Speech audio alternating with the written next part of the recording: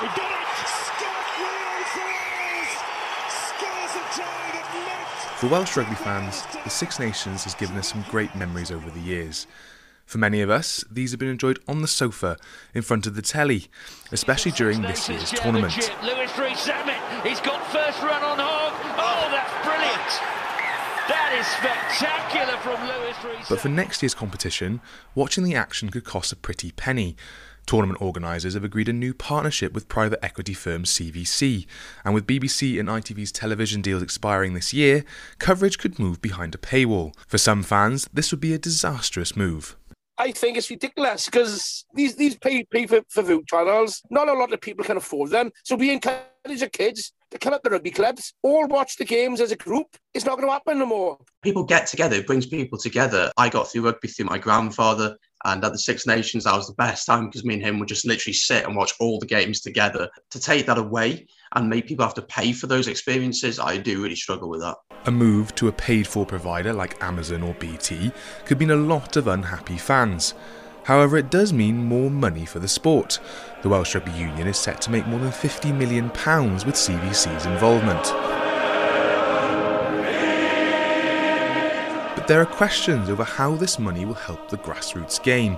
Andrew Chandler is a chairman of St Peter's RFC in Cardiff and says a move off terrestrial TV will actually dent the club's finances. I have to say it's incredibly disappointing because the subscription that you have to do to use Sky and BT Sport is quite expensive, and we rely on people to come through the gate or come through the door to watch the Six Nations. And so if we have to pay for additions, as in for Sky, it's going to have a big impact on us and it'll be a loss of profits. It's not just money that's a concern for rugby clubs. Many are worried a move behind a paywall will kill interest in the game. Di Patterson is head coach of Robina RFC and says the elite game needs to be accessible for everyone. My son and we coach, obviously get involved with the young under sevens. They want to be the next Lewis Rees-Zammit or Liam Williams. Yeah, so I definitely think in terms of general interest, there's so many other opportunities out there at the minute. So to dilute it further by not having everybody have access to the elite level sport could be a precipice point of interest in rugby in general. But rugby's financial situation in Wales has been difficult for some time. The pandemic has made things worse. The Welsh Rugby Union posted an overall loss of £5.3 million last year. A more lucrative TV deal could be the answer to some commercial prayers.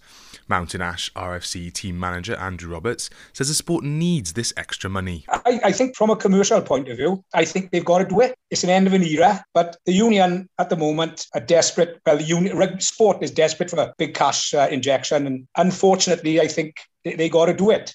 Negotiations are still ongoing, and it's not been confirmed if the Six Nations will leave our terrestrial TV screens. There are even reports BBC and ITV could still hang on to the rights to the competition.